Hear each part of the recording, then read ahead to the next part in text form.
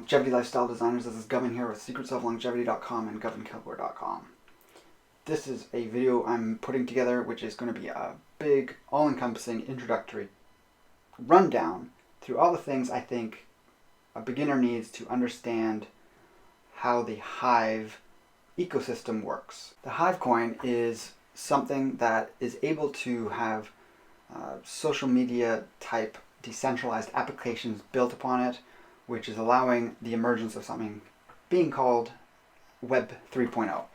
It's the next evolution after we see all of these social media companies becoming overbearing in their censorship and control of information and using that data to manipulate the people that use their platforms and in large part manipulate events economically, politically, and I think people are fed up with it at this point, and we want to move towards something that allows more freedom of expression. Also allowing for more direct funding avenues through, in this case, cryptocurrency.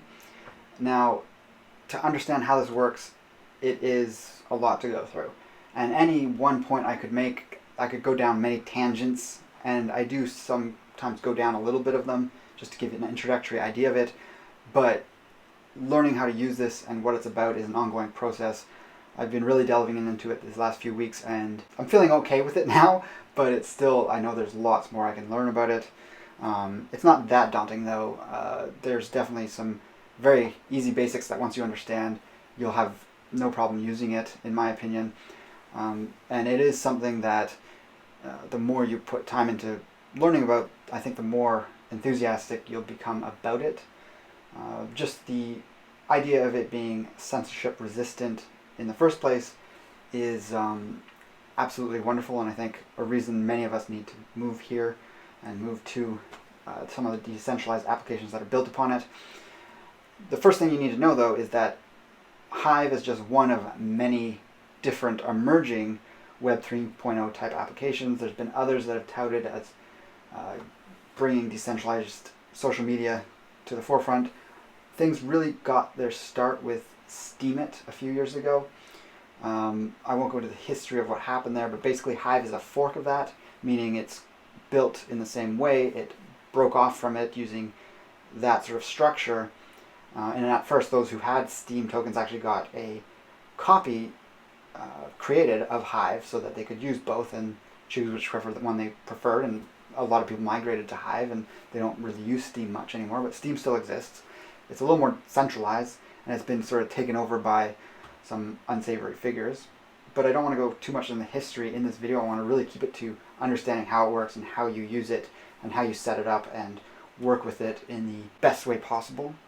But I definitely encourage you to go out and learn some of these things on your own. There's lots of other videos of this type that are kind of like a primer or a rundown of things.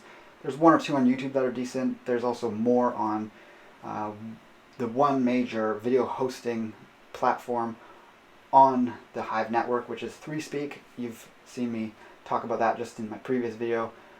It's the first video I actually uploaded on my ThreeSpeak channel. This is another one I'm putting up there as well if you're watching this on YouTube. Many of you might be actually watching this on ThreeSpeak. But yeah, there are going to be other emerging social media networks in the future. I just think Hive is the one with the most variety, but also the most decentralization. Now, decentralization is an ongoing process. It's not perfectly decentralized. For example, the video hosting is, I believe, still very big and a bit much for it all to be on the Hive blockchain, but they're working on implementing something that will incorporate much more of that being hosted on the chain itself through other tokens that I believe work alongside Hive and kind of like plug into it. I'm not an absolute whiz with the technology of blockchain programming and its complexities, but I have maybe a much greater grasp than most just because I've been following a lot of this stuff for years.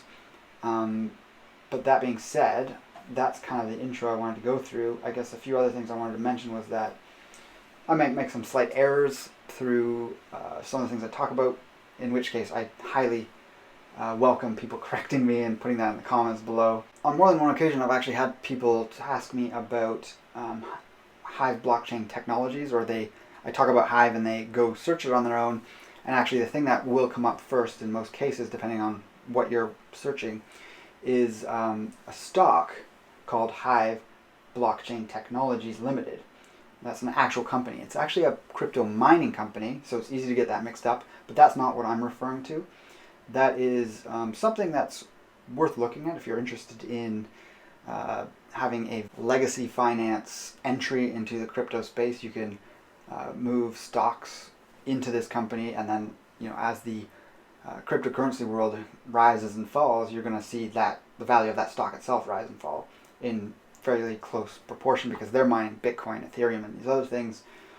So you're in essence kind of owning a company that profits from the rise and fall of cryptocurrencies. But just to be clear, Hive is very different from that company. They're not able to actually mine Hive, as far as I understand. Now, once you've gone through some of this video, or even all of it, and you want to check it out and join up and sign up, use my link below, and that way we'll be in contact and I can follow you back if you want to follow me. And I get a very small referral through that. It's not massive. I'm more interested in just having that connection, and we can build our networks together and mutually curate each other's content if we're putting it out, because there's rewards in the curation, much more so than the simple referral. And because that also, if you have other people that you want to recommend getting on board with this, and you feel like you want to share this video with them, by all means do that. If you're watching this video because someone else sent it to you, by all means use their referral code. Don't just use mine just because I'm the one making the video here. That's a minor part of this whole thing, which I'm more interested in, again, getting more people on board with this, because I think there's so much potential with it, and if enough of us migrate from legacy social media, we can put that to the dustbin of history and get into something that's potentially, and I think very likely, much more profitable for all of us down the road. So as always, there's also timestamps in the description. This has been the intro. And in this next section here, we're going to be talking about censorship and what this platform or network is able to do for us. As many of you know and have experienced, there's been an increasing amount of censorship online over the years, but it really rapidly increased recently with the post-election crackdown on speech, but also even right before it, and especially so after the Capitol Hill insurrection. And we're seeing even more of it with the financial capital insurrection, you could say, of the pumping of stocks to try and screw over hedge funds. It has screwed over some hedge funds, and that's just in the process of happening now. I myself got a random, I've had loads of Facebook bans over the years, but I just got a recent one which had no explanation. I was just blocked from doing anything. And it's like a temporary thing, and because I was talking about the hedge fund stuff and just having fun talking about how hilarious it is. And yeah, I was blocked from being able to like and comment on other people's posts. I could still send messages. But yeah, that's the situation in legacy social media that I think many of us are just totally done and over with. At this point, I'm just interested in using regular social media or old school social media to let people know about this type of stuff and try and get people over onto this. Web 3.0 is definitely here to stay, and it's going to grow. There's been some more popular platforms that have revealed themselves as having not been as decentralized as people thought. DLive is a big one, which, after the Capitol Hill riots or insurrection, they started kicking people off that. So that doesn't make sense, because if it's decentralized, there's no central entity that should be able to kick people off. So that's not decentralized. What is decentralized was just, I believe, the token that works within DLive, or whatever currencies move through there. So DLive is a video hosting, I believe, mostly streaming platform, whether it's gaming or other things. And actually, I believe it's Justin's son, the guy who took over Steemit, who was running DLive, but I don't know if it was directly his decision. It's more so the payment processors that forced certain people to be kicked off. And I believe they lost like some of their biggest people in that crackdown. So that was like 80% of the user base or something. So they're shooting themselves in the foot by bowing to the whims of the payment processors, when really you should stick with your audience, not the payment processors, because crypto is overtaking and revolutionizing this whole world, and the online world especially. We also saw Telegram banning people en masse as they were flooding to that platform. So suddenly people are getting really freaked out. People have gone to Gab. Gab looks like the best of the legacy type platforms in terms of its construction. It's still a centralized platform though. There's lots of beneficial things to it, and I don't think it's something that is about to ban people en masse like these other ones, because they've worked on all sorts of workarounds, but it has that reputation of what it's known to harbor, which is going to be a block for many more conventional people who might not even be interested in politics. So I am making this video to reach out to not just politically minded people, whatever camp you fall in, but really anyone, because I think there's a lot of value that can come from this, and you see it when you see the people that do use this space already. A lot of artists, a lot of people interested in the whole crypto space in general and doing research and writing amazing articles. You do have a fair share of sort of foodie and health-oriented people creating content there already. So it's not just extremist, or I don't even like that word, but like far off the beaten path type people expressing things that are just really hot button issues that could be banned on regular social media immediately. It's a lot of conventional stuff as well, which I think is healthy. And a lot of those people seem very tolerant of the more fringe stuff as well. So just a quick word on Steam. It really failed when Justin Sun took it over. At that time there was apparently 22 whales, which is people that hold a lot of the currency that it functions on. So they control 56% of the overall Steam power. So that's like a small group of people controlling a huge chunk of the, a majority of the token that is used to curate and upvote and do these other things on the platform that makes it so unique to use. The other aspect to that was there was like something called a ninja mine, meaning that Justin Sun, when he took it over, there was like something that happened. I don't understand the technicalities of it, but he basically created a bunch of tokens for himself for free. So after that, I think he controlled 4 of the largest accounts that had Steam power, and that is centralization essentially, because he has the power to do all sorts of things with that. Hive limits this because there wasn't that ninja thing, but there's still the risk of whale takeover, meaning people with a lot of money coming in and scooping up a lot of Hive and using that to manipulate the environment. But as of 7 months ago, there are 31 whales that control 35% of Hive power. But within Hive, there's something called witness voting, where the most powerful Hive hoarders can be reeled in due to them being easily stripped of their power as a witness. And this is getting down into one of those tangents I don't want to go down much at all, but I just have to say that there's like this voting system to basically oust those people. They don't lose their money per se, but they lose the role of being a witness, which if you want to look into is interesting. It's basically someone that has the ability to control sort of the direction that the whole ecosystem is going. It doesn't give them powers to do crazy censorship things, but they have more power than just the average person who just has a lot of Hive themselves. But people can just vote them out, and that has happened where someone has proposed things that no one liked and they lost that position. Now there is, within the curation of content, there is upvoting and there's downvoting. Now, I'm not going to go too much into the differences with that, but downvoting doesn't censor someone in the sense that it removes them off the platform or deletes their content. It just, on that specific post, it lowers the amount of Hive they're receiving. So say someone's getting a bunch of Hive, but it's clearly not their work, and a bunch of people have been tricked into believing that that was unique work, but it exists somewhere else online. So I believe there's been instances of this where people have just been uploading video trailers for movies from ripped from YouTube, and that's really frowned upon. So the downvoting is a way for the community to take Hive away from people who are going against the community guidelines. And again, this is starting to sound like legacy social media, but it doesn't delete these things. It just removes their ability to make money off of it, and their content doesn't appear in the main feed that people have on the different dApps or decentralized applications. And I'll get more into what exactly happens there in another section, but don't be too concerned about this because you're actually limited in how many downvotes you can do. A lot of people just out of principle don't use it. It's really, from what I've seen, only used on people who are spamming. It's a bot. There can be bots that are created that do things like that.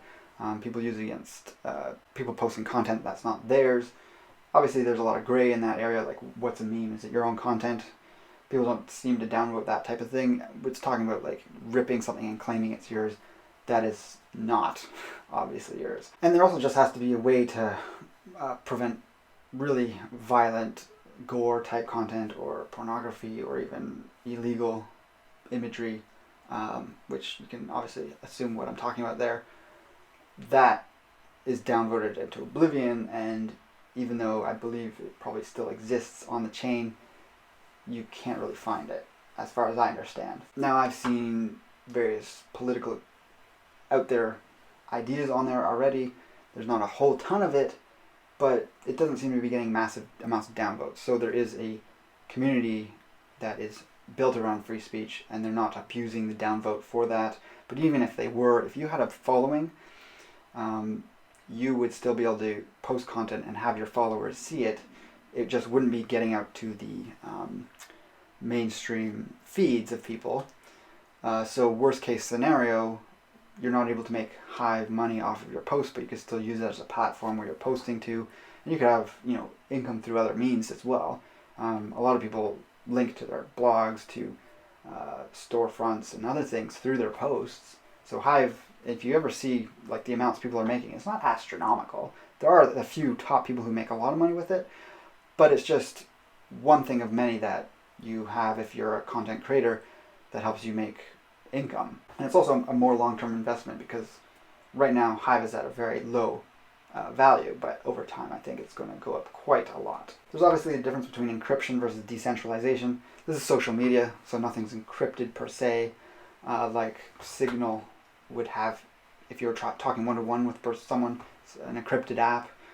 Obviously your personal information is encrypted, unless you are putting it out there on the social media. But I think when a lot of people went to Telegram and they were joining all these groups and things, and then Telegram started censoring the groups, it had people losing hope in that app. But if you use Telegram and use the encryption component of it, that's a little bit different than its so-called social media component with the chat groups and the channels. Signal's obviously even more encrypted than that.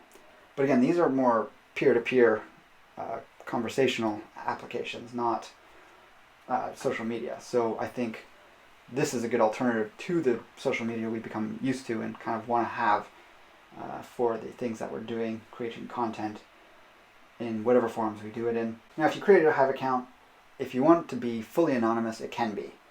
There's some hurdles, which maybe I'll do a different video at some point on how to do this. But essentially, when you create an account, the name of it is your account, meaning it's your address. It's where you receive Hive if you're receiving it from someone or sending it to someone. If you ever use Bitcoin or other cryptocurrencies, your address is a long string of characters and or numbers that are, something that you don't really want to be typing out on your own. Usually scan a QR code or something. Well, with Hive, it's much simpler. It's a unique username. You can have it as your personal name. You can have it as a pseudonym. You can have it be whatever you want. And you don't really have to give any other information unless you want to. So my account is just my name, Gavin Kilgore. And in my opinion, it's worth creating one with your own name. But you can have multiple accounts too and switch between them.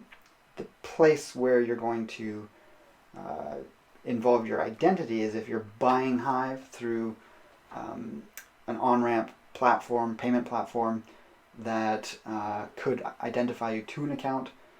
So the way around that is to buy Bitcoin or something and convert it to Hive on an exchange and send it to yourself, all through anonymous means.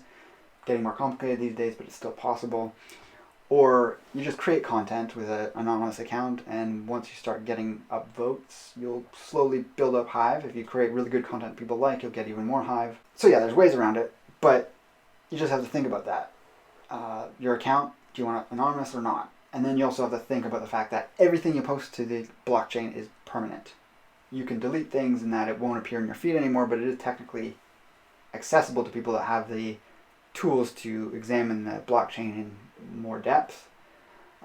So you want to be careful what you put out there if you're putting your own name on it. The one thing I think may be lacking on some of these decentralized applications is not much peer-to-peer sort of hidden chats. There's only one I've found so far that has it, and that is PeakD, which is one of the on-ramp type platforms. You could almost call it like a Facebook type of blogging slash community-based platform, or dApp. That's the one I link to when my first link, if you want to sign up, it takes you to PeakD. There's several ways to sign up for a Hive account. PeakD is just one of them. And that's the one where you can actually have one-to-one conversations or even a group chat with people that's not visible to the public. It looks like every other decentralized application, unless I've missed something in this cursory overview I've been doing this past week or two. Everything you do is public. Everything from upvoting to downvoting. That's the other thing I forgot to mention about downvoting, is that people see if you've done it. So if you're downvoting everything, you're going to have the community come at you if you're doing it in a way that doesn't really conform with the principles of the community. I just want to re-emphasize the point that everything you put to the blockchain is permanent and it's there. You can delete things from the decentralized apps that you're using, and other people that come visit your profile won't see it because you've deleted it, but it still is there on the blockchain. Could come back one day long down the road, so you just want to be conscientious about what you post, because it's forever. And despite there being that downvote aspect to it, if you have a bunch of followers and there's other people that don't like what you're doing in a big way and they feel it violates the community standards, if you get downvoted to the point where your content stops even appearing in the feeds for other people to see through keyword searches and things, your followers, I believe, can still see it, and even people who come to your profile will still see it. So that is where it's censorship resistant, is that unless you're doing something illegal, which is the point where I believe the witnesses can come in and shut your whole account down. I think it's only happened once or twice, and they do that for strictly illegal things. Perhaps one day there'll be social media for people that want to do that kind of thing. If you're the type of person that thinks that's necessary to have, and this is a waste of time for you to start up on, maybe you shouldn't join Hive. I think the urge to do that kind of thing, if you're posting and advocating for direct harm to individual people, that is a foolish thing to do and not the most productive. So just keep that in mind if you are political in that sense.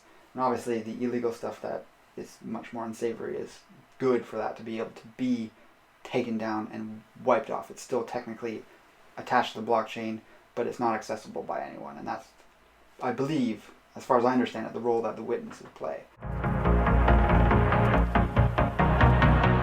So in this section I just have kind of two topics that are a little shorter, so I'm putting it into one section. There is a learning curve to this. So if you have some amount of understanding of Bitcoin and other cryptocurrencies, that really helps, but it's not essential. I would highly recommend, if you do want to get on board with Hive and start using it, you want to simultaneously start to understand the whole cryptocurrency revolution of how things work, how they're built. Also having an understanding of some of the basics to even intermediate level cybersecurity helps greatly, but again, it's not essential. These are things you can start to learn about as you go. I'll talk a little bit in the last section about some basic security things I think everyone should do as they're setting up their Hive account. And that's a little more of why this is a bit more complex for people, is because there is some work to be done in having cybersecurity so that you don't have your keys taken or stolen or hacked and then access to your account, because these accounts have monetary value associated with them. They could be a target. So you don't want to just have this stuff hanging around free on your computer, your personal keys that is. And we'll talk about that not too long, but yeah, you want to start to up your education level, self-education ability to understand technology and how to keep your information and data private and secure. Now, I would have to say that there's definitely a surface perception, one's first impression of the whole Hive ecosystem. It can be very confusing. It was for me, but I was adamant on learning about it, and I started to understand why it was so confusing. So the fact that these are all different applications created by different people, they're going to have different functions, and even though it looks like there's some regular things between them all of a sudden there's one that just lacks that thing that these other ones all have going for it. And because you have one account that accesses all of these different applications, it seems like they should all have this uniformity, but there are definite differences which you learn about and then you're okay with. But the fact that they're built by different people, some were even from Steam and they came over, so they had sort of like a whole different concept around it. And it looks like they don't really fit with the whole system. And then you even have something like DTube, which is kind of like, it's much smaller than DLive, but it's growing. And it's kind of modeled after DLive in that it's based around streaming and gaming video content, but there's other video content on there as well. But it was created totally separately from the Hive ecosystem, and then it's integrated the Hive blockchain over time. So because of that, again, you have these differences, and then as you learn about the differences, you understand why they're all a little bit different. So now with the Hive blockchain itself, like I mentioned, your Hive address is your username, and everything that happens with that is public. So upvote or downvote a post, that's public and visible. It doesn't appear right in your feed in most cases. Maybe on some dApps they do. I haven't seen that specifically. Now you have these keys that you get when you set up your account, and there's several of them for different things. And then there's a master key, which you definitely want to keep secure and secret and not really use for much at all. Now the master key can do a whole wide range of things, but it's also the only one that allows you to move and do financial transactions. So again, that's the one you want to keep the most secure. But there's also some dApps that have their own login with like an email and a password that isn't one of the keys. So there's something called a posting key or the private posting key, which is how you log into most accounts. And you can set things up so it happens automatically when you visit them if you're doing it through a browser. We'll go over that shortly. But I believe it's only the video platforms that have a regular login. But when you log in and create an account there, you then connect up the Hive account. But as far as I've seen, unless I'm missing something, all the other dApps work through just the posting key logging you into it with your username. So these different keys allow access to different aspects of your account and what you can do. There's the posting one, which is for logging in and doing basic upvotes and whatnot. The next level up in security of the keys, I believe it allows you to post content.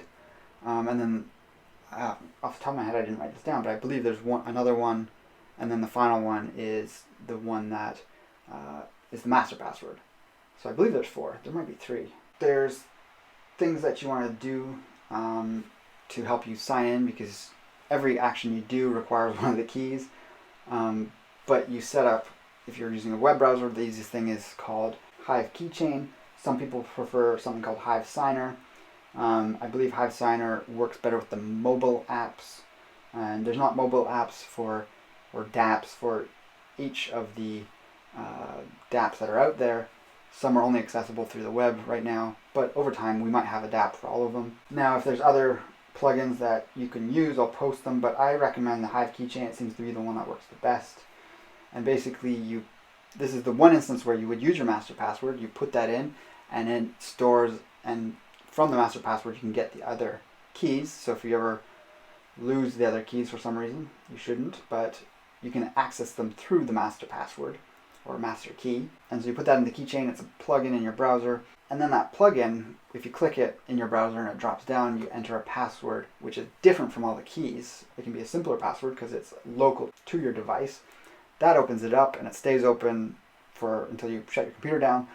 And if you go to a website that is one of these dApps, and you do something that requires the key, it automatically prompts it and loads the key in for you.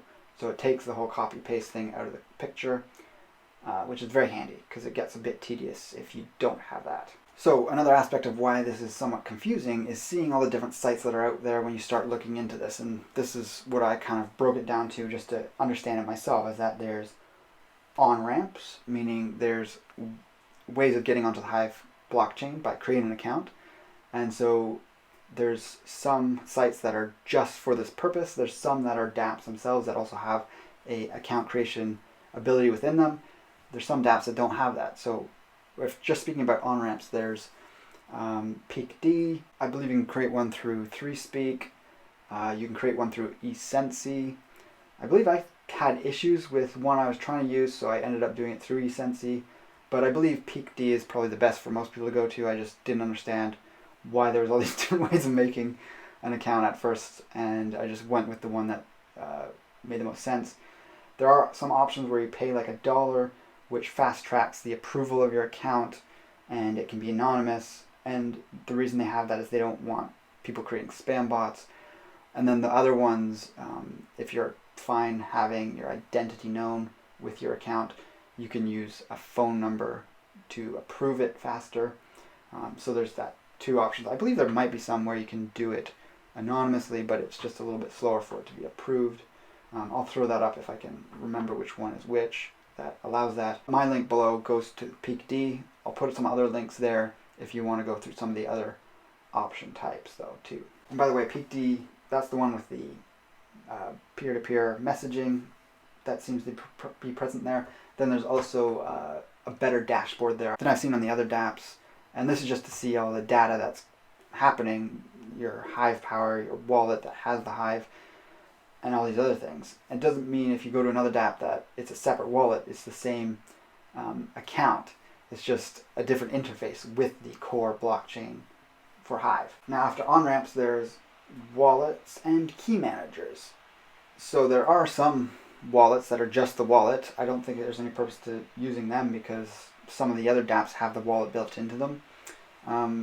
Obviously there's the key managers. They can function as a wallet as well. You can like move funds through that portal, I guess, with that interface. Another type of site that I found at first which kind of confused me was there's a bunch of different sites when you're searching around that are kind of like aggregators and rankings of the different dApps that are out there.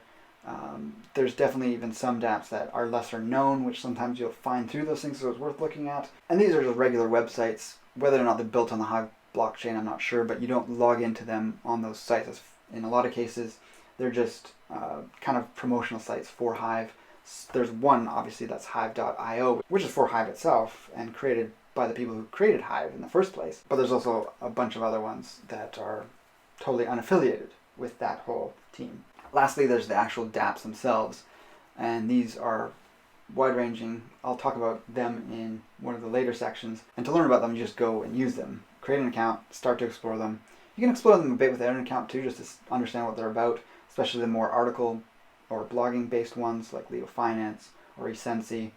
And yeah, just have fun learning about these different things, and just keep that in mind that it looks kind of confusing and unorganized, but once you start to see why it's like that, and the fact that it's created by all these people, it starts to make sense. And just a quick explanation of Hive itself and how it generates currency, and it's an inflationary cryptocurrency, but it's a decreasingly inflationary one. So from the moment Steem was created in 2016, because Hive is a fork of that just this past year, less than a year ago, but it was still built with that same concept of the rate at which it's decreasing. So when it was Steem was first created, I believe it was 9.5% inflationary. So every year, 9.5 more Steem was created. Every year, it roughly degrades or shrinks 0.5%. So 2016 jumping to 2020, and then even around to beginning of 2021 here, we're looking at it roughly being around 7% inflationary. And this is why the price will go up over time. There's been more Hive being created than, I guess, enough people using it. So the price has been slowly falling, but I think it's bottomed out at this point. It's also because there's been a bull run happening in Bitcoin and other things. So as people make money with Hive, they're selling it because they want to get on board with the much more rapid growth in other cryptocurrencies. But as Bitcoin starts to top out, and then all these other altcoins will rise up. A rising tide lifts all boats, so to speak. Bitcoin's the ocean, all the other alts are little boats. Hive will come up with those in time, because Steem back in 2017 hit like $5 or something, and it's plummeted to being not that far off from Hive currently. So if Hive right now is like between 10 to 15 cents per coin, and it's going to go up to $5, that's an amazing growth opportunity. It might even go beyond that with this coming bull run that's happening this whole year that we can roughly predict. And at that rate of 0.5% reduction in its inflation aspect, that's also going to mean there's less Hive out there over time for as long as there's more people coming into the whole ecosystem, and thus that's going to increase the price as well. And then at a certain point, there won't be any more being created. But that's roughly 14 years off when that point hits where there's no more new Hive being created. So how Hive works is there's, if you can see that on the screen here, there's 3 different types of coins. You could call them, some people call them tokens. I believe they've been called coins in most places. There's technical terms for each of those and what they mean, but I'm just going to call them Hive coins. There's Hive itself. Then there's Hive power, which is just Hive when it's staked. So it's not technically a separate coin, but it is Hive that's locked up, and it's generating Hive power, which is then used to curate content, meaning upvote and delegate. We're not going to get into delegation. You can look into that if you want, but that's another feature of it. And then there's also something that is definitely separate. So Hive and Hive power, you could say, are the same thing. It's just like 2 different forms of the same coin. Then there's Hive backed dollar, HBD, and this is just a stable coin that's pegged to the dollar. It fluctuates slightly, but only by a few cents up and down. And you can turn Hive into the HBD and back again. Obviously not meaning that you turn it in, you get more Hive than you originally had. It's that you get an equivalent amount of each in terms of their value at the time. But there's a process to that. Or if you go to an exchange, you can do it a little more instantly, obviously, with USD type stablecoin. But what this does is anyone who sees that Hive may be going on a dip for a while, you can take your earnings and put them into Hive backed dollars in your wallet just so that you don't lose that money. When you stake Hive, you actually slowly get interest through the inflationary aspect of it. If you just have Hive sitting there not doing anything, it's not earning money, and it could be going down in value. It could be going up, though, as Hive rises with that tide of all cryptocurrencies going up. I think we will see that in time in a significant way. But yeah, I just want to keep that in mind, that there's that option to put things into the dollar form, especially if you're a content creator and you're really driven to make a full-time living off the Hive ecosystem. That would be a useful thing to use to keep some of your earnings in a place that prevents them from losing their value. And then it's easy to flip back and forth. Well, it takes a couple days actually. So you can convert in your wallet Hive to Hive backed dollar, but it takes 3.5 days. Using the wallet almost like its own exchange. If you want to have an instant conversion, you can put it onto an exchange, and there's the Hive engine, which is the decentralized exchange that everyone uses. So there's a couple different things that are delayed in their function in the wallet. There's something called Hive savings, so you can just put Hive into savings, and then to take it out of savings it takes 3 days. And this is simply if you have a lot of Hive and you don't want to stake it and you don't want to put it into Hive backed dollars, you can just put it into savings. Worst case scenario, your account gets hacked. They can't just pull the Hive out and send it to another wallet and make off with it. It takes time to actually pull it out of savings to have it accessible and able to be moved around. That's not a huge thing that you would want to use when you're just starting out, because you want your Hive liquid and you want to probably be staking everything or the most of what you get in order to have that generative capacity for it to grow. I mentioned the Hive backed dollar to Hive takes 3.5 days. I believe actually going from Hive to Hive backed dollar is instant. I'm not sure actually. I haven't actually used that function yet. It might be 3.5 days both ways, but for sure going from the Hive backed dollar to Hive takes 3.5 days. And lastly, when you stake Hive to become Hive power, when you want to power down, the amount you're powering down takes 13 weeks to convert back, and it's a payment of that whole amount once over the course of 13 weeks. So you have to keep that in mind. While it's staked, you are getting interest, a good decent rate of interest compared to even a regular bank account. But if the price of Hive is tanking, the interest might not be fast enough to keep up with it. But that 13-week power down is a long time too, just over 3 months, or roughly 3 months. But the other option there, when it is powered up, is that's how it's used on the site. You can lease it, you can use it for curating. If you're posting a lot of content, you need a decent base level of Hive power as well. Now, upvotes, downvotes are complicated. I would recommend clicking a link below to read the frequently asked questions, and there's a section there just on how the whole voting system works. When you have a certain amount of Hive that's staked, you can then alter the percentage that you're voting with. There's something called voting mana, which, if you think of Hive Power as Hive in its battery form, you can have it at 100% charge, and that's the voting mana, is the output of it. Hive Power is just it being a battery. The voting mana, which you see in your dashboard, is your ability to give a tiny bit of your energy, or the voting mana, to someone's post.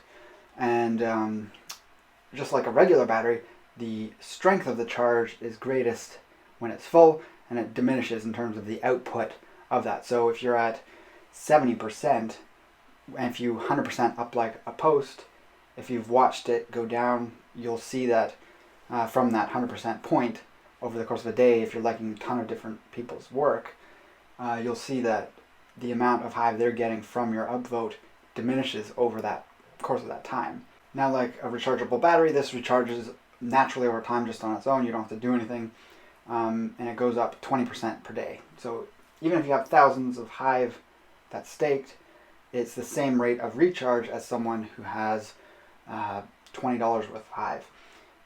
The difference being that if you have just $20 worth of Hive that's staked, your upvote gives a lot less Hive to that person that you're upvoting. So someone who has thousands of dollars worth of Hive, or just thousands of Hive, it's noticeable when they upvote someone's work. And you can see it in the amounts that you're either receiving or giving when you upvote work. But if someone who has thousands of dollars worth of Hive that's staked is 100% upvoting everyone at a rapid rate, they'll go through their voting mana at the same rate as someone with just $20 worth of Hive. So technically, actually, the more Hive you have, you'll possibly want to start using that slider to vote with less than 100% of the voting power, because then you can like more stuff. If you're not that active, you might just want to rain down Hive on people with the random votes you send out there.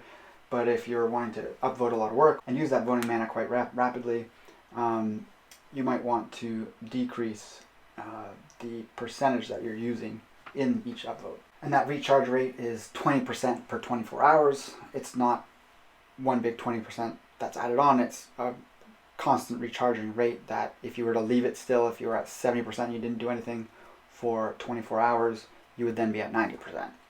And you would see it going up all throughout that period of time. Now, if you make content, that's how you earn Hive without ever putting money into your account. As far as I understand it, unless someone actually delegates you some Hive to use free of charge, which is possible, there's no way to just earn Hive just through liking people's posts, because you won't get any curation rewards back from that because you haven't added anything. So once you have Hive and it's staked and you're liking people's posts, depending on a complicated formula, which I won't get into, you can read about it, you will likely get some of that Hive back if you were early enough in. So earlier on, if you like the post when it's newer and lots of people like it after you, you're actually going to get a little bit more than if you like it right at the end of the period of which it's accruing funds. So another thing here is that the upvoting of content is a period that only lasts 7 days. And this is to encourage people to constantly create new content and to not have like these old articles that are still like generating tons of value for someone. It would look a little unfair and just become almost like a pyramid scheme, I guess, of like these old articles that had hundreds or even thousands of dollars worth of Hive just still building Hive. So what they do is there's a 7-day period, new content will be upvoted during that period, and then the payout to the author or content creator and the curators who upvoted it through that period of time happens at the end of that 7-day period. The upvoters get a much smaller percentage. A minority of the Hive that post has generated for the author goes to the curators, but it's also split between all those curators, and the amounts varies on the amount of Hive they added in upvoting it. So just to be clear, when you're upvoting a post, you're using voting mana, which is coming from your Hive power. You're not giving away Hive, the sort of content of the battery itself. You're giving like the charge of it, and then when you get the curator rewards back, I believe it's just in Hive. It could also be in Hive back dollars sometimes. I don't understand the difference with that. I think you actually only get Hive back dollars from the inflation of the Hive currency itself. I'm not clear on that specifically. Maybe someone can clarify in the comments. But you're receiving through curation actual Hive, which then you can stake, and then that will grow your Hive. But by far the quickest way, and also the way to go from zero, if you don't want to actually add funds into your account, is to create content that people like and which gets upvoted. You might want to look at the different niches out there and see what you could best be suited for creating content for if you want to do that. I actually really want to create some new communities in the Hive ecosystem. So to do that, I need to have a lot more people come in who have a like mind to mine, because I've put a few things out there which hasn't gotten much attention because I don't think it's the type of content that interests a lot of people already on the platform. So I want to have people come in who will upvote my content and I'll upvote theirs because we all like each other's work. Doesn't mean I won't bring in people from other communities already established, or I won't upvote other people's work, because I do that too. But because I have that approach, I'm actually putting outside money into my account currently over time to grow my Hive so that I'm able to be more influential and I can help out anyone that's also coming into the community here and have more influence with my upvote. Another aspect to things which I don't really understand because I haven't actually received it yet, but there's communities in different dApps, and the same communities actually exist throughout all the different dApps, and this was another aspect to it that kind of confused me. But it's almost, if you think of it like a tag, except if you go to that tag, there's like almost like a forum with different things listed all under that tag, and you can interact on those specific posts. But these are communities in that they center around a topic, and that topic is known by the word it's called by. And with the big communities, they actually have rewards that build up on their own, and they get divided out on top of the Hive that those posts are accruing. So I'm not sure how long that builds up for before it gets paid out, but that is something worth doing, because if you have a lucrative community that has a lot of posts that a lot of people like, you get additional rewards at certain intervals as they get paid out, in addition to the upvotes that are being accrued. One other thing to note is that it costs 3 Hive to create a community as the administrator of it. This is just, I'm assuming, to reduce, again, in spam bots creating them, or people just creating them ad hoc without real much thought behind it, because they're a permanent fixture once you've created one. And if you actually search any term that you might be interested in, it's not uncommon to see a whole bunch of empty groups or very few people that are not active. There's no recent posts going to them, and that minimal cost just would prevent that from being many, many times more than what you can see when you do a search like that. And as you can see, I've created a community here, which by all means, once you join up on the Hive ecosystem, you should come follow it and interact with myself and other people that will be posting there. And I wanted to create it because just in searching some of the terms like astrology and some of the other esoteric related terms, I saw some groups that had been created, but again, they were all very small and not active anymore. So if you're on the Hive ecosystem and you're making a post that's topical to this community, feel free to use it and tag it in your post, and we'll see it there in the community page. So that inflation that is creating new Hive, it gets divided among the entire ecosystem. I believe it's a weekly payout of the Hive that's created in this ongoing inflation rate. 65% goes to the reward pool, which is split between authors and curators, and that depends on how much they're all accruing, like which posts are the most popular and stuff. 15% of the new tokens are awarded to holders of Hive power. So like I said, if your Hive is staked, out of the Hive that's being constantly created, 10% of that is just going to everyone that has Hive staked, no matter whether they're using the Hive power or not. So that's one way, if the Hive price is dropping, that you get to combat it a bit, is that you're going to be getting some Hive back and able to grow your Hive base or your Hive pool just by having it staked. And actually that's 15% of new tokens are awarded to the holders of Hive power, not 10%. 10% of the new tokens are awarded to Hive proposal system. I don't fully understand what this is. That's something I have to delve into, but I believe it's like projects that are proposed to maybe the witnesses, and they get voted on even by community members, and these people get Hive to create their project. So it's kind of like a I don't want to call it a charity, but it's like a grant system if the project you're proposing is liked. So it could be creating a new dApp, I believe. You'll get Hive so that you can work on something, or it could be developing something on top of a dApp that already exists, or maybe it's even people that work on the Hive blockchain itself and improving it in some way. So that's just a way for the system to improve and to have more stuff out there available for people to use. Now the remaining 10% pays for the witnesses to power the blockchain. Another thing I don't fully understand, but that is part of what being a witness is, I guess, is that they receive, through split between all of them, some portion of the new tokens. Now, this is another thing that can make it confusing. There's also something called resource credits. Yet another thing. This is kind of like a secondary system, but it's only really important if you have no Hive or very little Hive. So resource credits are a way for them to suppress spam bots. A new account that has 0 Hive will run through the resource credits very quickly, and I had this happen, and that's how I learned about it. I was like, my posts aren't being posted. It didn't make sense. So these resource credits will regenerate, much like the voting mana, but when you have no Hive, they'll go down very fast. So I believe the more complex the post is in terms of the amount of resources it's using on the blockchain, the more resource credits it uses. It's also a way to slow people down in their posting if they are smaller, because without your own staked Hive, you're actually taking more from the system, I believe is how they explain it. But you can see this in your dashboard as well. So if you're having that issue, you just have to post less frequently. But even curating as someone with no to very little Hive, those resource credits get used up. But posting is what uses a bigger chunk of it. So I was doing like 1 or 2 posts a day, and I guess that was faster than the rate that I was replenishing it. And I hit a point where I had to wait to post, and I learned about it, and then I was like, okay, I need to buy some Hive because I want to post a little more frequently.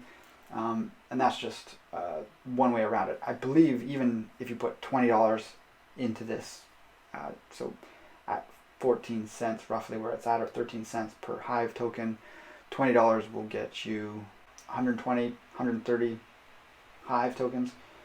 That is probably more than enough to have enough resource credits that you'll never have to worry about it again. So it's a very simple fix if you're willing to put a bit of money into it, or create content that's good enough that you start building up enough Hive that you don't have that problem anymore. You can also find someone that's willing to let you use free Hive power, so it's called delegating. And so you can choose the lease rate, so if you're feeling very generous, you can lease Hive at a much lower level. It helps new users actually help grow their Hive quicker. So they want to do a lower lease level just because they want to be able to make as much as they can from the upvotes they're giving out or the content they're creating. Now you might very quickly, in exploring the whole network, see there's certain dApps that have what looks like to not be Hive that they're using. These, within the whole crypto world, are known as SMTs. That's a bit of the jargon you'll probably hear in different places, and which means Smart Media Token.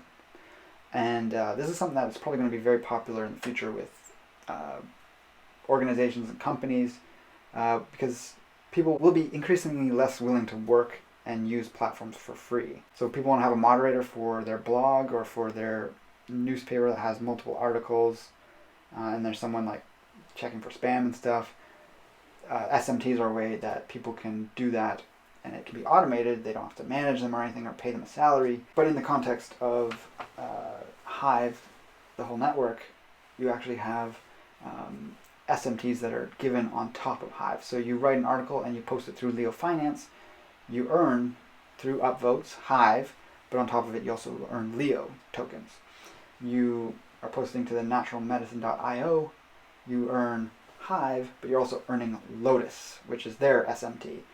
And all these different SMTs can be transferred to the Hive engine, which is the decentralized exchange, and you can turn it all into Hive, or you can turn some Hive into the SMT of your choice. So there is a value to these SMTs. So it can be useful, if it's topical, to post to one of the dApps that has an SMT associated with it, because then you'll be earning something that has value on top of the base reward that you're getting. These all have different values, but yeah, you can explore that if you want. And this is a way that you can do things to maximize yourself within crypto is to just have these passive or close to passive things that you do that help elevate your overall holdings. And at times you might want to move them into more stable things, like into Hive would be more stable or more useful than these SMTs. But even at a certain point, you want to start moving maybe some Hive into Bitcoin, or even if you have a lot of Bitcoin and it appears we're reaching the peak of a bull run, you might want to put some Bitcoin into some sort of physical real-world asset. So this is the whole side to cryptocurrency, and especially Hive, that I find so fascinating, is wrapping one's mind around all these new innovations that are going to impact the world. You're on the cutting edge of stuff that, in my opinion, is going to be much more of a bigger deal down the road.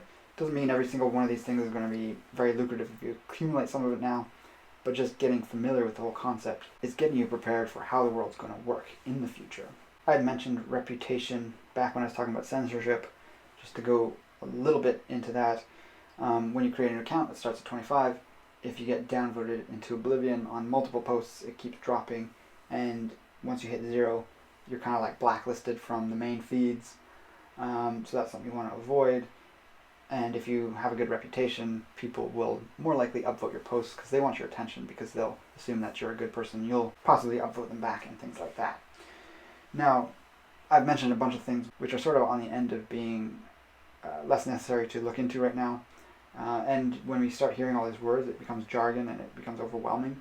So ignore things like voting for witnesses, proposals, delegating Hive power. These are all things you can look at later on. So if it's all overwhelming, just really try to hone in on the core things I'm talking about. You create the account, you start exploring. You don't have to jump in. You don't have to be making tons of money or anything with posts. It is a slow process, but it's an accumulative process. And you build your Hive pool. You learn the best ways. If you do want to use it more for making money, that's one approach. If you want to use it more just like regular social media and you get the reward of a little bit of extra coin here and there, and maybe really far down the road you'll have a nice little nest egg you're sitting on just through using social media you would have used anyways. But I think that's an approach a lot of people just have to kind of accept. You don't have to be like trying to go at it full on to, turn it into this full on business model. Maybe you'll be somewhere in the middle, which I think is also a reasonable approach, but just keep that in mind. So what is actually available on the platform? We've talked about how it works and all this, but I was not sure entirely what I wanted to start with, because do you talk about what potential it has in terms of the actual social media applications, because that might be what attracts people to it. But I found talking a lot more about the nuts and bolts and how it worked is worthwhile to do up front. And by the sides, there's obviously the table of contents. If people wanted to hear this part first, they could skip to it. And the big one that people are interested in is obviously, or big ones I should say, would be the equivalents of Facebook, YouTube, and maybe even Twitter, maybe even Instagram. And there's definitely equivalents to those. They're not identical. They might have some extra things going on with them, and then they might be lacking or missing some things. You just have to kind of like work with what you get and move on to new things. And these things also change and improve over time. If you can remember Facebook and any of these other apps, old school apps, and social media back when it was first getting going, it was very limited in what it could do. And in particular, there's something called dBuzz, which is actually just d.buzz is the site for it, and that's like the equivalent to Twitter. Similar number of characters, and it feels like really, really early Twitter. I remember being on Twitter very soon after it began, and it kind of has that feel like you put an image into your post and it takes up some of the characters. Unlike Twitter now, you can attach an image and you still have the characters to work with. The other aspect to any of these dApps or dApps is that they're all existing in the same ecosystem, so you can cross-post very easily. In some cases, you can look at a feed of someone's profile of their posts just on that dApp, or all of their posts attached to their account. The other thing is there's also niches that go across and intersect multiple dApps, and this is kind of like a tag Depending on what one you're on, you can attach this or start with it. Before you make a post, there's a place where you would click which community, as it's called, you want it to post to. And in this beginning, this kind of confused me because there's tags themselves, which are more like keywords for people searching for things, but then there's also the community that you attach it to. And you can only, as far as I can tell, in most cases, attach it to one community. You can't have it appear in multiple communities. I've already mentioned, and you've heard me talking throughout the video, ThreeSpeak. That's the biggest video hosting platform right now, and it does have a feel more like YouTube. DTube is one that has come from Steam and is now working on Hive, and that one is, from the looks of it, it is more geared towards live streaming and gaming. As far as I understand it, there's no advertising on videos that get posted there, whereas there is on ThreeSpeak. You can enable ads, or maybe they're automatically all on there. I don't think I've ever seen where you enable them, but I've seen ads on videos on ThreeSpeak. So you potentially could make more with ThreeSpeak, but you can also just post your videos in both places. I don't know actually if that's frowned upon or not, because when you post to ThreeSpeak, it's not cross-posting anywhere. You have to manually choose where you want to post it if you're posting it elsewhere. So for example, when I post a video to ThreeSpeak, I'll post it on dBuzz as well and just say I've posted it. But with ThreeSpeak, you can also choose a community you want it to post to, and then that will actually appear in that community, which itself posts to Ecency and PeakD and any others that have the community feature. Now DTube, I don't know if it has that feature because I haven't added anything there yet, but DTube is about not having ads on the videos, but it's expected that people sort of tip people that put videos up. So that has that vibe of the live stream culture where people do tip a lot. The only difference is that ThreeSpeak does have tipping as well, and the subscribe feature where you're paying a certain amount to be a monthly subscriber, but you can still follow someone. So subscription versus following is different, whereas I think a lot of us think in terms of YouTube. When we subscribe, we're just connecting up with someone to get their videos in our feed. So that's the difference there, specifically on ThreeSpeak. The two platforms I'd say would be the most like Facebook would be, I've already mentioned them, PeakD and Ecency. Subtle differences there. You can get a feel for them just by using them. I like them both. They both have the communities feature. I tend to be on Ecency a little more, just because there's this thing where you get these points build up automatically, like passively, just by having it open in your tab all day. You're going to slowly get 0.25, it's just called points, added to your Ecency account, and it's building up, and you get more if you're curating content through Ecency. So not only do you want to be strategic about what dApp you're using to post your content through, even though it will sometimes post to other places, you want to think about where you're curating through, because if you're using Ecency and you're curating, you're getting potential curation rewards just like you would if you're curating through anywhere. So by curating, I mean upvoting, downvoting, commenting. Those are the ways you can actually earn rewards by doing those things. But on Ecency, there's these points which, when you do one of these actions, you get a little extra bit of points. So I was just using it. I don't know if there's a set amount you get, but I just upvoted someone a few minutes before starting this video, and I got 0.8 or 0.9 points in addition to the 0.25 you get sort of once an hour while you have the tab open. And what are these points for? Well, there's three things you can actually do with them. And as far as I understand, there's no component of PeakD that has this going, so that's kind of why I've been using Ecency.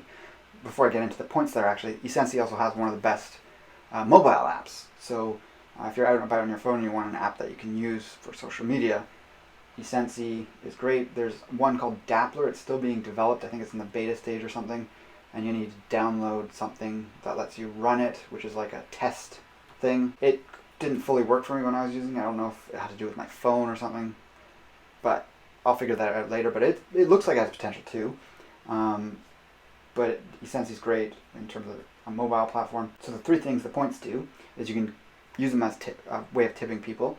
It's not quite the same as giving them Hive as a tip or Hive back dollars as a tip. But once they get it, they can do the other two things with it, which is boosting posts or promoting posts. So those kind of sound like the same thing, but they're very different. So promoting is where I think lowest level is 1 day for a promotion of a post, and that's 150 points. And that just means that in the feed where it appears, it's going to stay at higher ranked in the various feeds that people see. So more people see it, you're more likely to get more curated upvotes on your post if it's good. And you can also choose higher numbers of days, and it's actually more cost effective in terms of points if you want a post to be up there longer.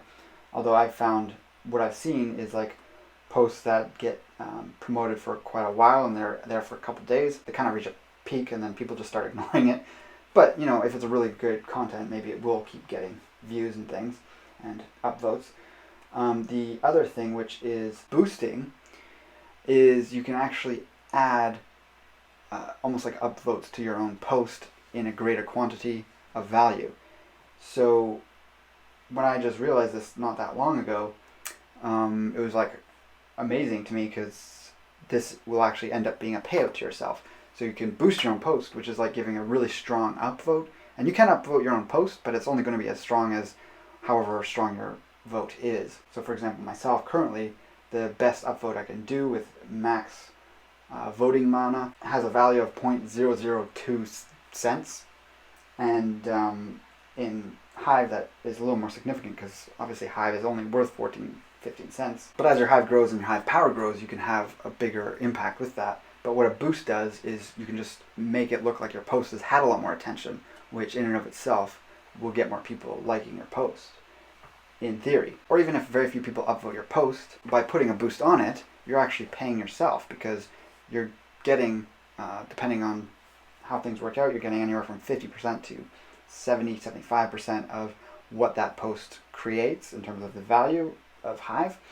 And by putting a boost on it, you're just increasing that amount, and you're going to be getting that. Some of it will go to the curators of it, anyone who's upvoted it. So this is something that slowly, passively collects, and I recommend people, if they are on the computer a lot, just leave that open in your browser and keep going to it intermittently throughout the day, and you'll see those points accumulate, because there is a passive element to it, which just keeps going up by 0.25 every hour or so. And yeah, it sounds like a lot to get to 150 just to do any of the basic actions, because the basic action of boosting or promoting is 150 points. But I'm at like 420 points almost here, and I've only been using it maybe for 2 weeks, but in that whole first week I wasn't even aware of how it worked really, so I wasn't quite using it as optimally as I could have. Now I'd say those apps right there would be the equivalent to like the social media we're most familiar with. Now there's plenty of other dApps, and there's even some that I haven't looked at yet. You can sometimes find them by, again, like I mentioned, those sites that rank dApps by their popularity. You can see ones that aren't typically shown as the core Hive ecosystem. So there's certain games that are really obscure. There's like a poker game you never see anywhere, because I guess they kind of keep that separate. But some other really popular ones would be something like Leo Finance. And this is getting into something different, which is they're very niche sites or dApps. So you post an article to one of these niche websites or blogs or article-based sites, and people upvote you with Leo, but from what I understand, you're getting both Hive and whatever tokens associated with that site. So Leo Finance, you get the Leo token, and actually the Leo token is worth a lot more than Hive, because if someone upvoted you and they don't have a lot of Leo, someone else could upvote you with Hive and they have a lot more Hive, so the end result could just be the same. But Leo Finance is all about anything financial, so Bitcoin, regular stock market stuff, it's all that theme. So if you don't want to post something that's off topic in Leo Finance, or else you get downvoted. Another example of one like that would be naturalmedicine.io, and their SMT is Lotus, and the Lotus token is actually much less valuable than Hive, so it's easier to accumulate a lot of it. That's just the sort of opposite reaction. And again, with both of these examples, there's still that community aspect where you can plug in a community that's not on those sites, and it'll cross-post to those areas.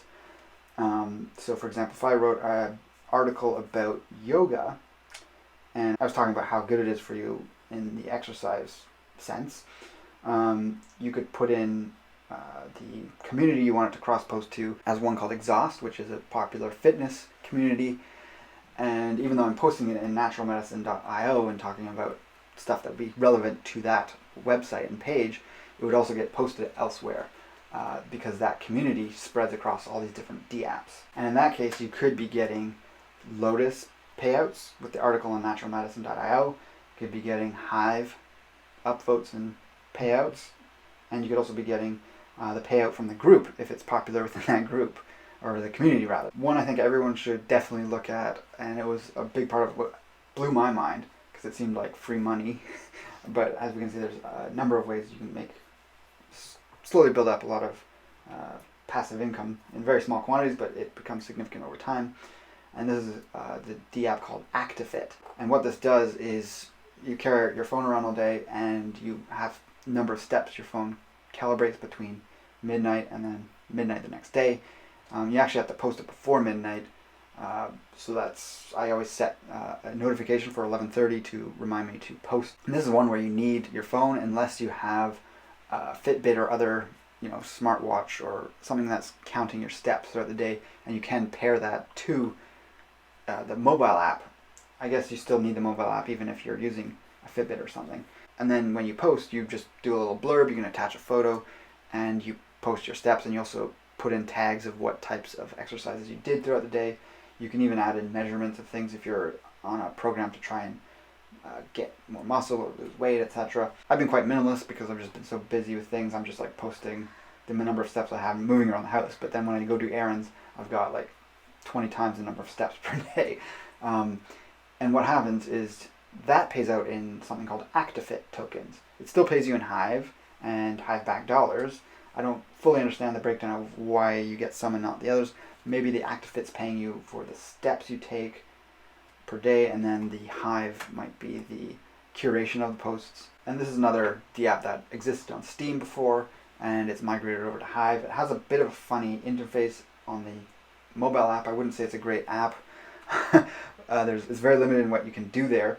So I actually find to actually explore the community, you need to bring it up on the web, which you can do on your phone too with just go to the website of actifit.io. But it also doesn't hold your login information, so you have to log in every day. And this is the only one that also doesn't work with the Hive keychain I found of the different ones I use. But yeah, you can check it out just like that, and you can even just go to that website without logging in and kind of look around.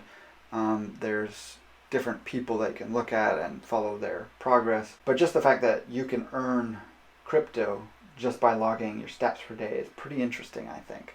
The Actifit token is not super valuable, but people do accumulate a lot of it, seeming, if you look at people's total, because it's public, you can see what people have. Or actually, it's the AFIT token is the name of the SMT.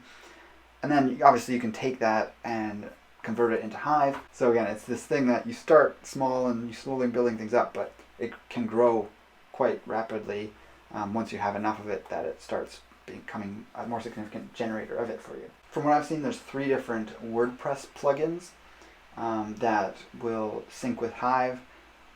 There's EXXP, dblog, and SteamPress. And despite its name, SteamPress does work with Hive now. So does XP or EXXP and dblog. I haven't looked into the differences between them, but there might be a reason to use one and not the other. So if you do have your own blog that you post to regularly, and you want to get into posting to these social media platforms, you can connect them, and so that if you do a post somewhere, it can cross-post to your blog very easily, or vice versa. And that's also a way to promote the whole Hive ecosystem and to bring people in, I think. I'll be looking at that in time, because I have not posted to my blog in probably a very long time. I do occasionally go in there just to keep it up and keep everything updated, but that's something I need to get back into as well. And then a huge part of the Hive blockchain that's quite popular is the various games on there. Now there's one in particular that is super popular. I briefly mentioned it, but I'll talk a little bit more about it. And there's a couple other ones that are, I don't want to speak negatively about them. I haven't actually logged in and looked at them, but they don't seem that incredible. They seem a little quirky, but who knows, you could have fun using them for a bit, or maybe they could be good for kids games. They just look like online games from 10 years ago to me. But in particular, the one that's really popular is called Splinterlands, and that is like a tradable card game, but you're also playing it's like a really simplified version of Magic the Gathering. And now that's something I played and collected the cards for as a preteen. I think I stopped by the time I was 14. I realized if I was going to go to high school, or before I went into high school, I realized if I keep doing this, I'm not going to be in the social circles that I wanted to kind of be a part of. So I put that into my closet at that point and didn't touch them. I ended up actually selling them all. I think it was like 5 years ago or so. I dug them out of a box somewhere and thought, oh, there's some of these are worth something. And I actually had quite a lot of them. I think like 2,000 or 3,000 cards. And due to the ability for the blockchain to register like what's called an NFT, which is like a digital print or a fingerprint that IDs something that's a digital thing that's being created as being, this much of a set. So a lot of artists are creating content for the Hive blockchain and other blockchains because you can stamp it as the official version of it.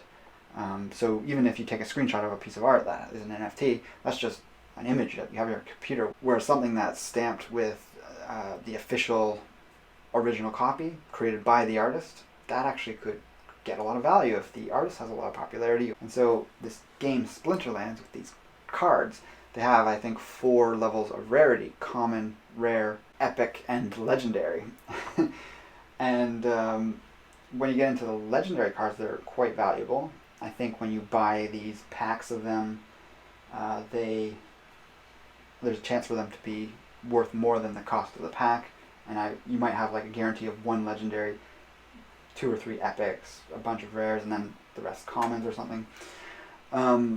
I still haven't figured out how the game works. That's something on my to-do list, because when you play the game, you earn something called DEC, D-E-C, which stands for Dark Energy Crystals. So the DEC SMT can be converted through Hive Engine. I forget if I've actually talked about Hive Engine or not. I might have mentioned it earlier, but if not, hiveengine.io is where you can go to turn your Hive into cash or Bitcoin. Or actually, I'm not sure. I haven't actually been on there and tried and seen what's there.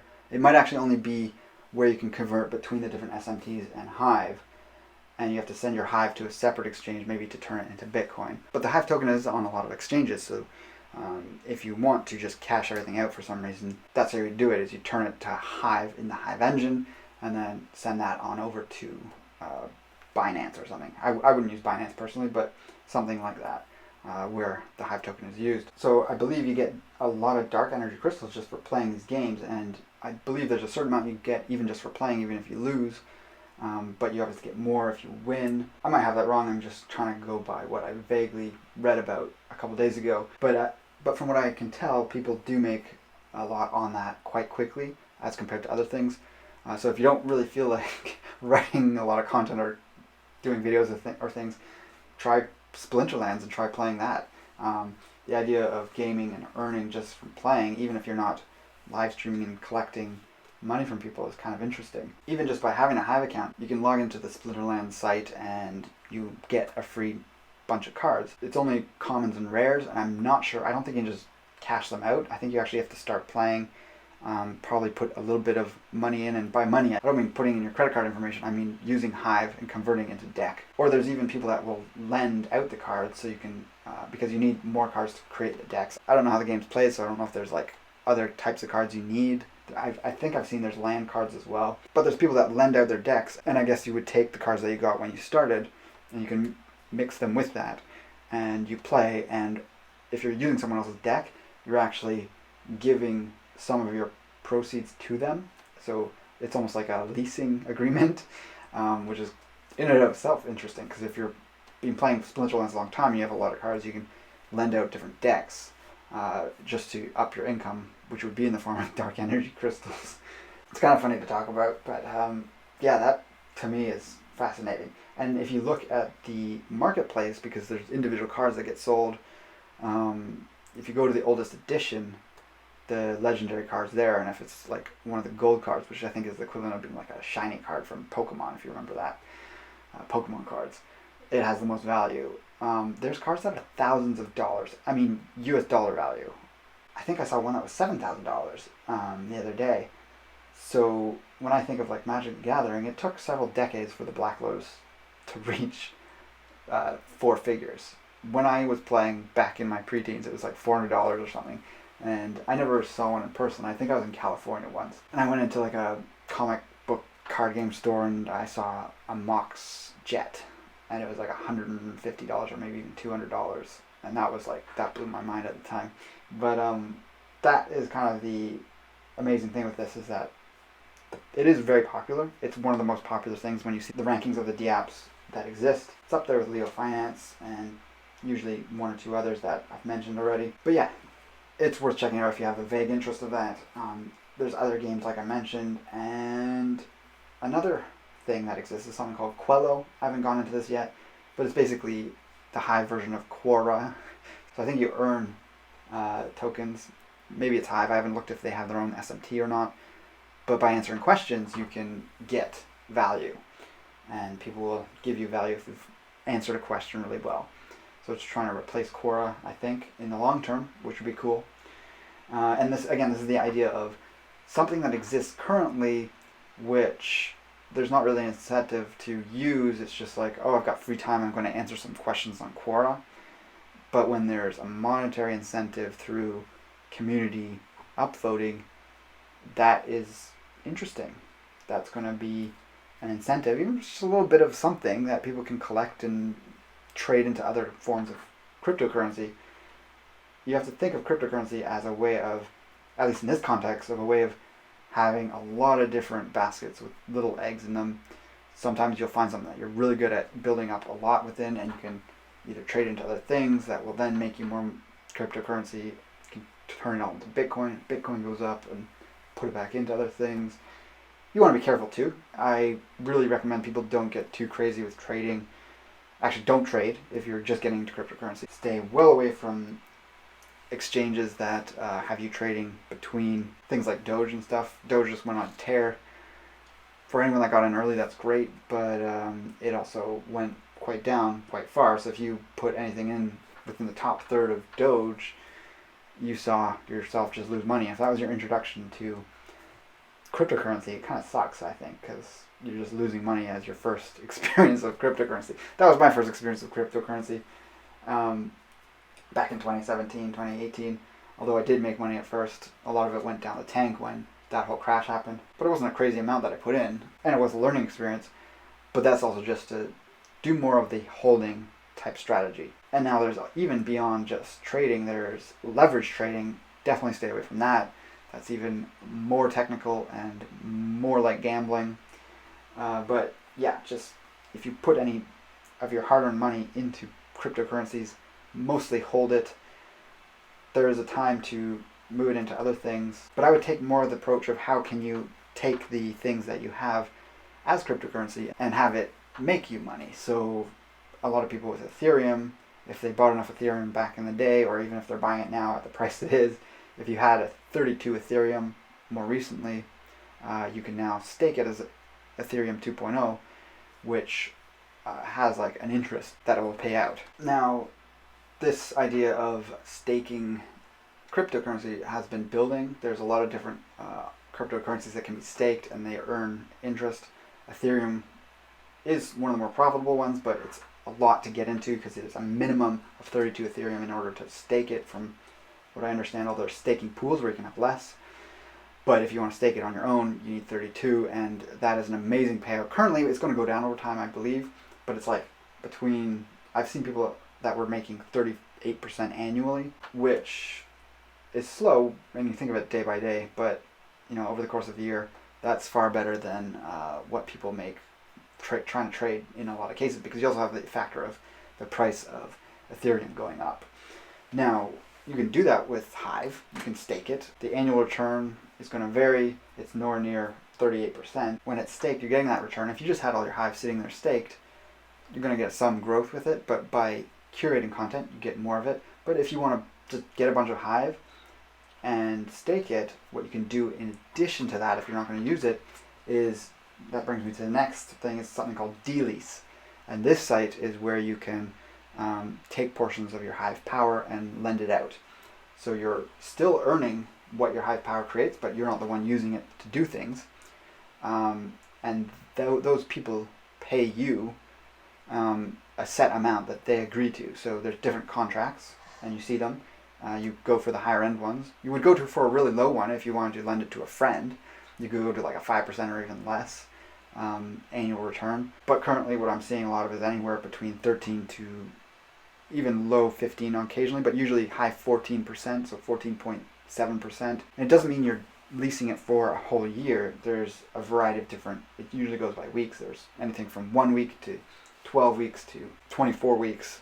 I currently have half, or a little under half of my hive that I bought. So I purchased about a week or more ago now. I got $100 US worth of hive just to see what I could do with it. And some of the things I noticed was I wasn't using up like the mana and the resource credits that fast.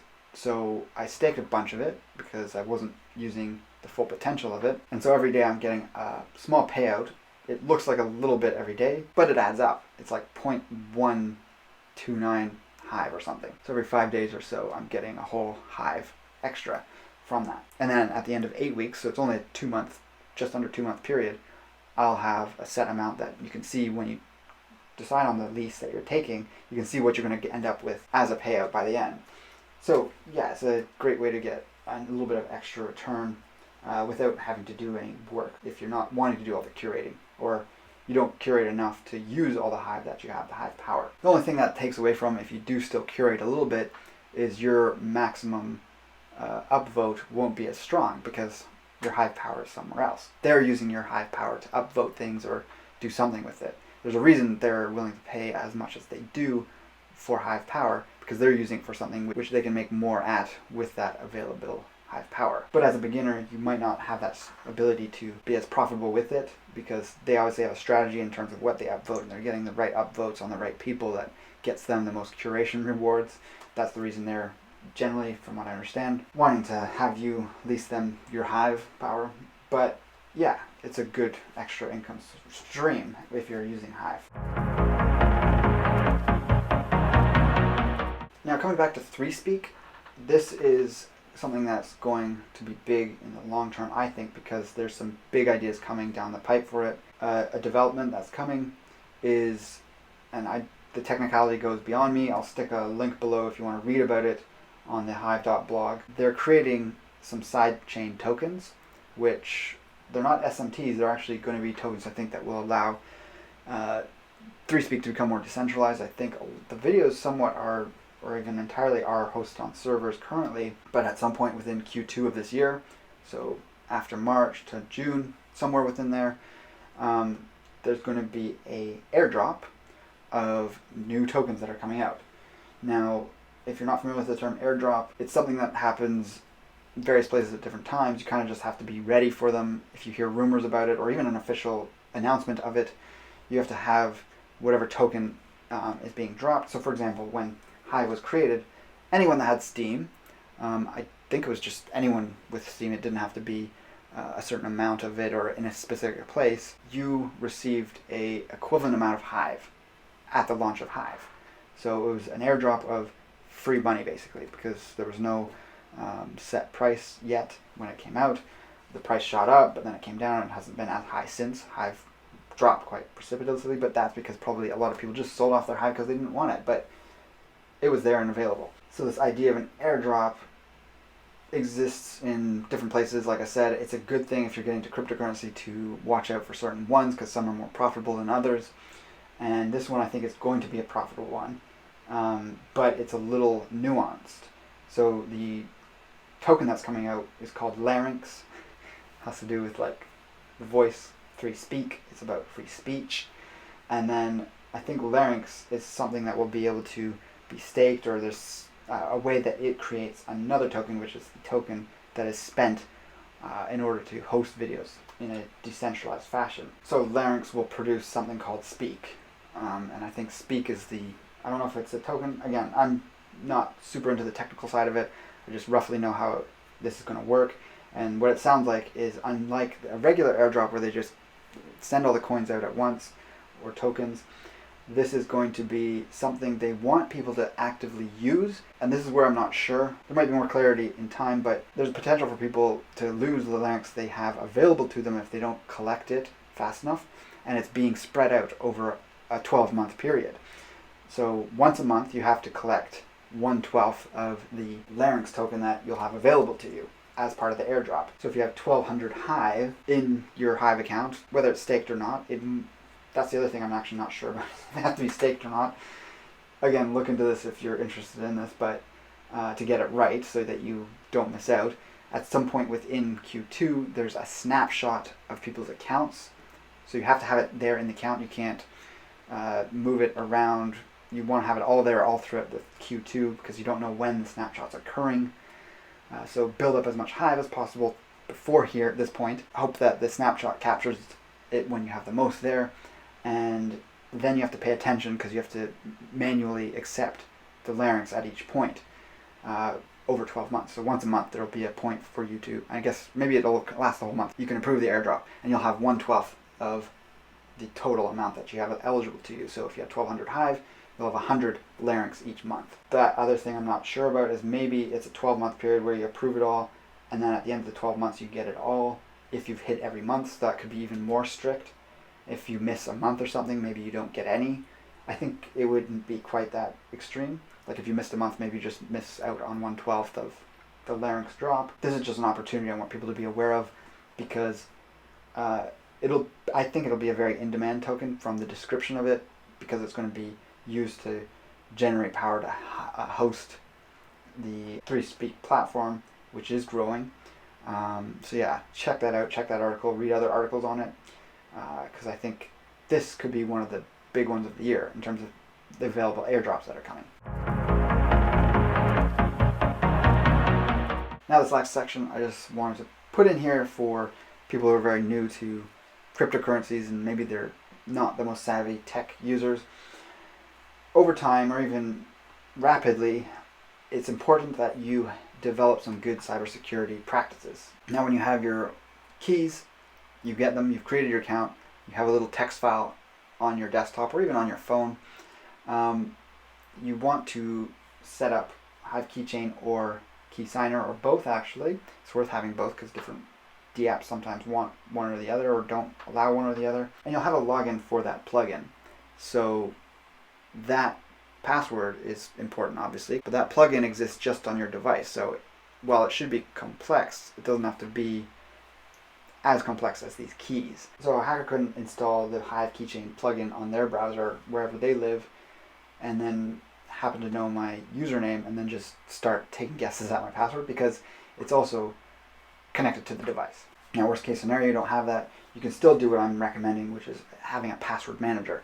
And in the password manager, which is another thing that you'll just have a single password to access, you can store all your passwords, not just for this stuff, but everything that you do online. And these are so important now. Every cybersecurity expert recommends using one. And the important thing with this is that you can also store notes.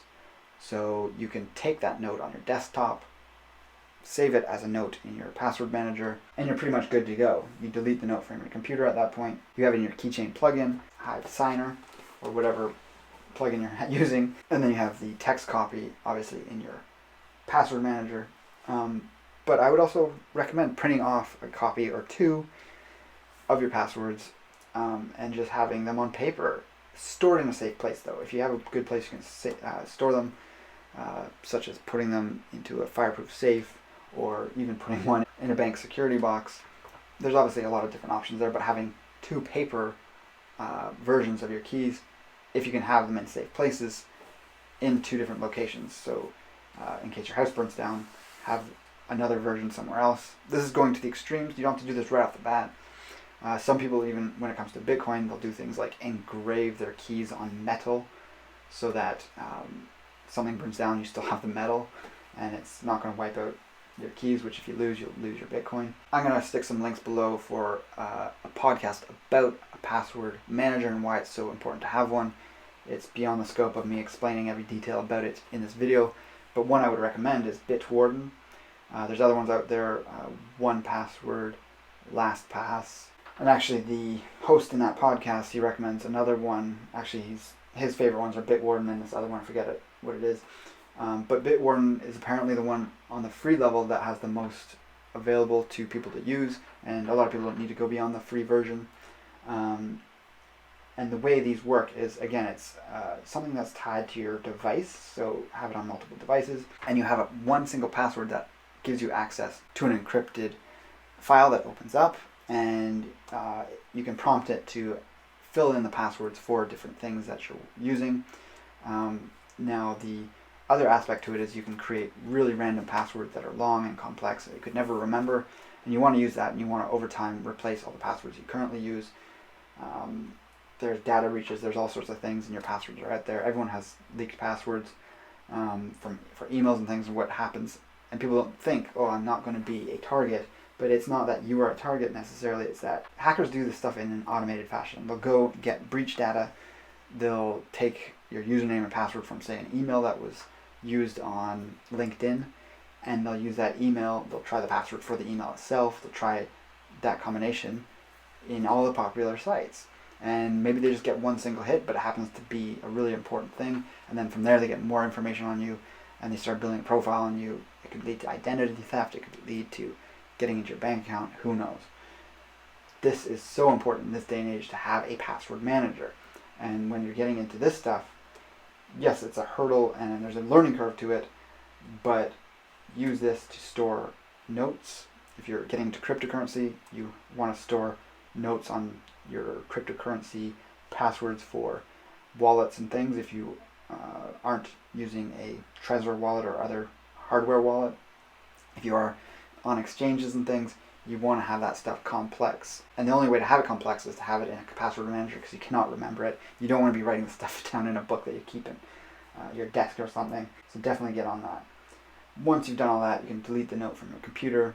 You can actually delete it, I'd say, after you've set up your keychain or other plugins and then got a password manager set up with that note stored. But again, you don't want to have that text file sitting on your computer for who knows how long. You forget about it. Someday someone gets your computer, whether it's a hack or someone physically gets into it with the computer present, and then they find this note, they see what it's about, they kind of recognize that it's about something about cryptocurrency, they look into what exactly it is, they find out it has to do with Hive, they find a way to access your account, they see you've built up a couple hundred, even $1,000 worth of this currency that allows you to do all stuff on social media, and boom, they take it all out. Now, like I explained earlier, there are things that slow down the extraction of cryptocurrencies from your account, which could be of benefit in such a case, but just have good security in the first place. You want to take these steps to secure all this stuff to make sure something like that never occurs. Now, when you're first setting things up, especially if you're setting up on your computer and then setting up maybe some dApps on your phone, never send your keys as a text to yourself.